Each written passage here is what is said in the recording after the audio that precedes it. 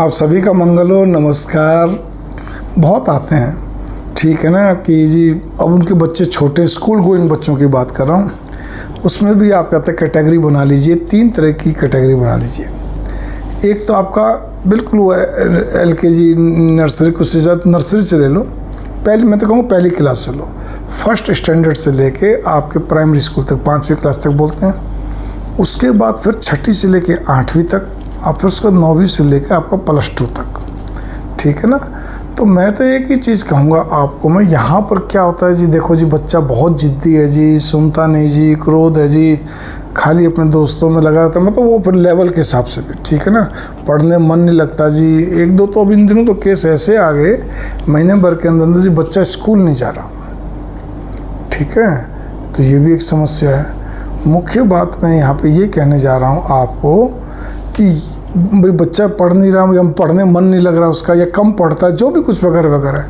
तो पहली बात तो आपको एक चीज़ नोट कर लीजिए, यहाँ पर भी आपको 2 भाग करने पड़ेंगे। पढ़ाई में मन नहीं लग रहा या कम पढ़ता है, 1 भाग। दूसरा ये है कि क्या कहते हैं, वो ज़िद्दी है, गुस्से है, ताड़ू फाड़ू, या इनमें से कुछ भी नहीं, लेकिन बस ये है कि वो बस अपनी मन मर्जी का मालिक है, ठीक है ना। खेल कूद में मन है, या उसमें मन है, किसी न किसी वगैरह मन है। या कई बच्चे ऐसे तो जो बड़े चुपचाप से रहते हैं, तो कुछ न कुछ तो है ना।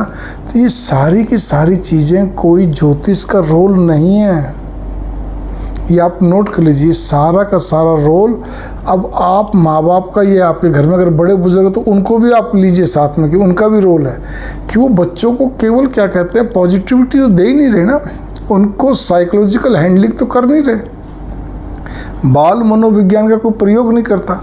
फिर मैं कहना चाहता हूँ, बाल मनोविज्ञान के लिए जरूरी नहीं कि आपको साइकोलॉजी पढ़ा लिखा होना चाहिए। अरे ये तो प्राचीन काल चला रहा है कि हर माँ बाप अपने बच्चों को कहते हैं कहीं ना कहीं तो हैंडल करता ही है ना।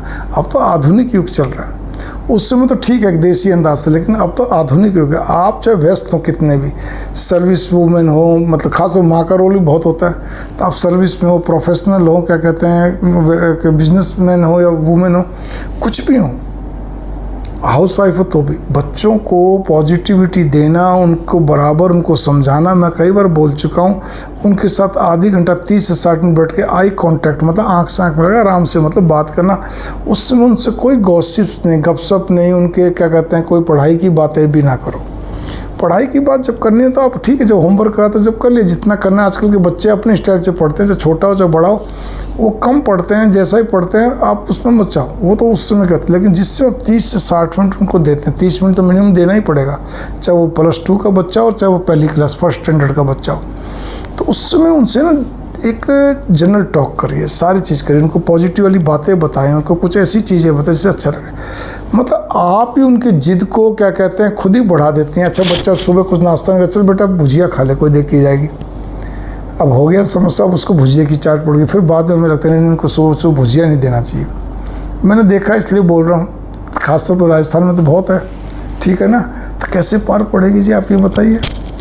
आप ही बच्चों को लेकर कई बार उनकी जिद को पूरी इसलिए करते हैं क्योंकि आपकी व्यस्तता होती है, आपका इतना समय नहीं होता। आप भी सुबह की भागदौड़ रेस में लगी हुई हैं, या वो मतलब और बहुत सारे काम होते हैं, सब कुछ है।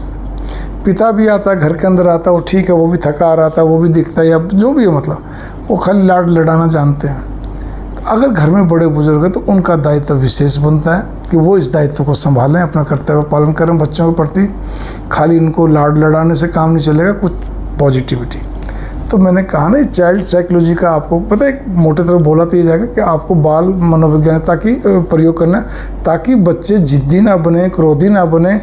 अपने मैंने कहा ना, हम जब दबाव पढ़ाई पे लगा देते हैं तो बट नेचुरल कि बच्चे का दिमाग तो फिर टेढ़ा होना ही होना, वो तो फिर जिद्दी होना ही होना है, क्योंकि प्रेशर में आता है वो। तो या तो जिद्दी होगा या फिर चुप लगा के बैठ जाएगा, वो भी एक समस्या खड़ी है।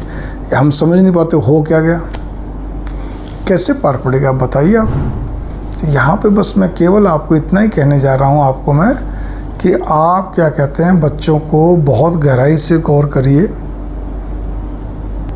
उनके कहे आपको गीत नहीं गाने हैं, इस चीज़ पे भी आप गौर कर लीजिए, ठीक है। तरीके चलते हुए उनको चाहे खान पान हो, क्यों खान पान का भी बहुत क्या कहते हैं एक संकट सा रहता है एक प्रकार से। माँ बाप यही कहते हैं खाता नहीं पीता नहीं, उसको ये चाहिए वो चाहिए।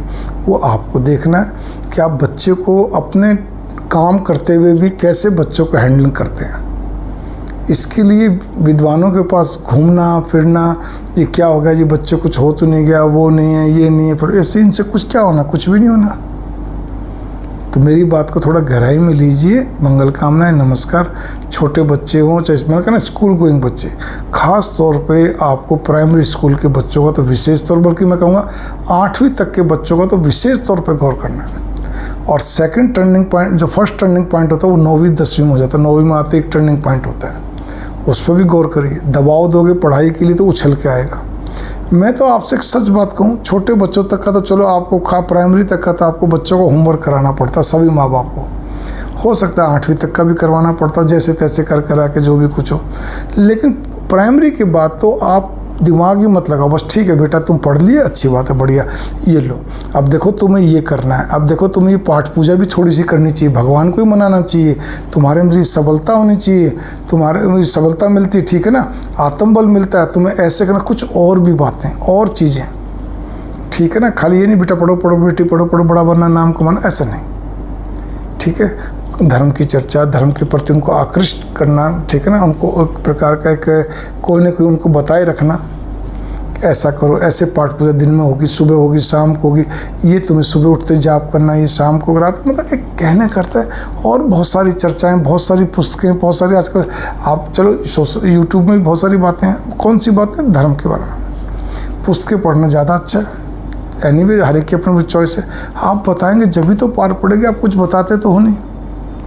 आप तो देखते हो बच्चे ने अपना कुछ खा लिया, ठीक है, बस वो भोजन के समय जो 2 टाइम भोजन होता है, सुबह का ब्रेकफास्ट, इसमें थोड़ा बहुत आप दिमाग लगाते हो, बाकी तो आप कोई दिमाग नहीं लगाते। उसमें भी फिर ये होता है बच्चा अपने मन की करता है, ठीक है ना। धर्म चर्चा हम करते नहीं बच्चों के साथ, हम कोई ज्ञान चर्चा नहीं करते, हम कोई क्या कहते हैं जीवन की कुछ बहुमूल्य, मतलब एक ऐसी बात है जिसको कहना चाहिए ना, जो कि मतलब जीवन के लिए जिसको कहना चाहिए ना, एक प्रकार का एक वो पैमाना निश्चित करती है, जिसको कहना चाहिए एक मौलिक कर्तव्य है। हम कुछ नहीं बोलते जी।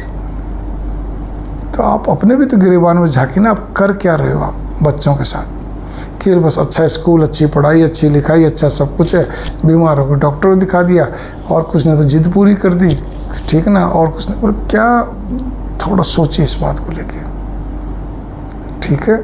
इंटरेस्ट बच्चों में दूसरे ढंग से भी दबाना, बच्चे सबसे ज़्यादा कहाँ दिक्कत पैदा कर देते हैं, जब बच्चों को स्कूल में दबाव पड़ता है तो बेचारे बोल नहीं पाते, बोलते हैं तो हम सुनते नहीं ज़्यादा, या गौर नहीं कर पाते हैं कि नहीं ऐसे ही बोलेगा। दूसरी चीज़ वो दबाव में आ जाता है। दूसरी चीज़ क्या है कि बच्चे क्या कहते हैं, घर के अंदर भी हम उन पर उस पीछे पड़े थे पढ़ाई के लिए, दबाव दिए रखते हैं। अरे भाई आपने जो अपने स्टाइल से पढ़ा था, बच्चे जरूर नहीं कि आपके स्टाइल से पढ़ेंगे या आपके स्टाइल से कोई उनकी सोच होगी, नहीं होगा ऐसा कुछ भी, ठीक है ना। बच्चे आजकल बहुमुखी वो कहते हैं आयाम वाले हो चुके हैं, कई चीज़ों को साथ लेके चलते हैं। छोटी सी वीडियो बन गई 8.25 मिनट की, आप इस बात को बहुत गहराई से लीजिएगा। मंगल कामना, नमस्कार।